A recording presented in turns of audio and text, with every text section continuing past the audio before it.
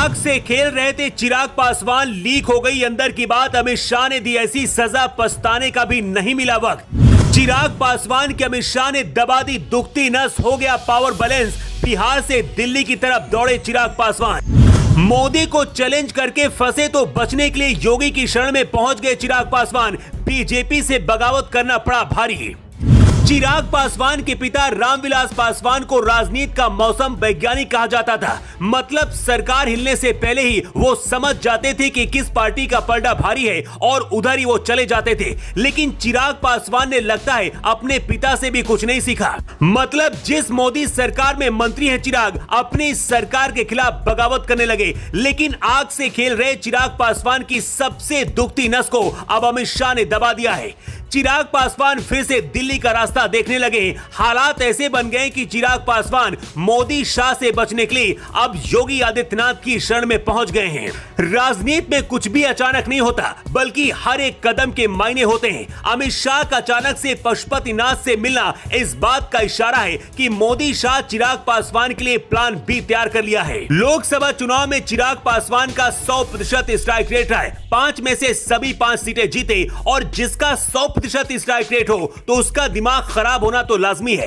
अमित शाह और चाचा पशुपतिनाथ की इस तस्वीर को नहीं, बल्कि हाथ में दिख रहे इस गुलदस्ते को देखकर चिराग पासवान का दिमाग जरूर हिल गया होगा। अमित शाह से मिलने के लिए गुलाब के फूलों से भरा जो गुलदस्ता लेकर पशुपतिनाथ पहुंचे थे, उसके बीच में 4 पीले फूल नजर आ रहे हैं। चिराग पासवान की पार्टी में उनको लेकर कुल 5 सांसद है। दावा किया जा रहा है कि पशुपतिनाथ गुलदस्ते में 4 पीले फूल अमित शाह को भेंट करके संदेश देने की कोशिश की है कि चिराग को छोड़कर बाकी के 4 सांसद उनके संपर्क में हैं। पिछले कुछ दिनों में मोदी सरकार की कई नीतियों का चिराग पासवान ने खुलेआम विरोध किया है। वक्फ बोर्ड का फैसला हो, जाति जनगणना हो या फिर SC/ST एक्ट को लेकर सुप्रीम कोर्ट का फैसला हो, चिराग ने बीजेपी के खिलाफ जाकर बयान दिए। ये वही चिराग हैं जो कभी खुद को मोदी का हनुमान बताते थे। एनडीए में शामिल होने के लिए मोदी शाह की शरण में जाकर बार बार दिल्ली के चक्कर काट रहे थे। उड़ते उड़ते खबर है कि चिराग और तेजस्वी यादव के बीच भी बात हुई है। इस बात में कितनी सच्चाई है ये तो पता नहीं, लेकिन पशुपतिनाथ से मिलकर शाह ने चिराग पासवान को बता दिया है कि डैमेज कंट्रोल अभी भी दिल्ली के पास है।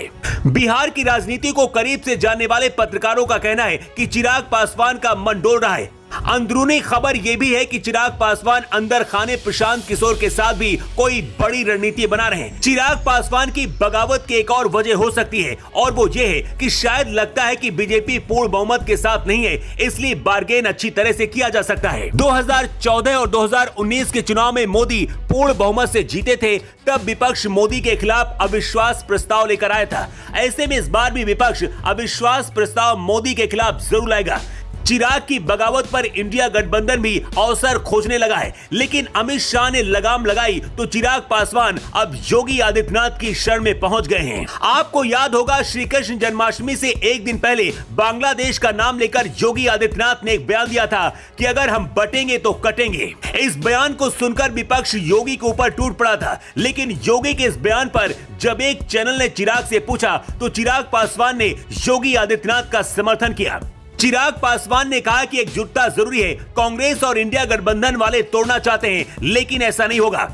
अब दावा किया जा रहा है कि अमित शाह और पशुपतिनाथ की इस तस्वीर को देखकर ही चिराग पासवान के अरमान ठंडे पड़ गए। दरअसल अगले साल 2025 में बिहार के विधानसभा चुनाव होने हैं। चिराग पासवान की महत्वाकांक्षा इतनी ज्यादा बढ़ गई है कि वो खुद को अभी से बिहार का मुख्यमंत्री समझने लगे हैं, लेकिन बीजेपी इस बार अपना सीएम बनाना चाहती है। अंदरूनी खबर है कि इसी बात को लेकर चिराग ने बीजेपी को आंख दिखाना शुरू किया, लेकिन ये वही मोदी शाह हैं जो 2014 से 2024 तक दिल्ली में बैठे हैं। शाह के पास हमेशा से बी प्लान होता है। चिराग पासवान की दुखती नस को दबाकर शाह ने बता दिया है कि अभी वक्त है लौट आओ, वरना संभलने का वक्त भी नहीं दिया जाएगा।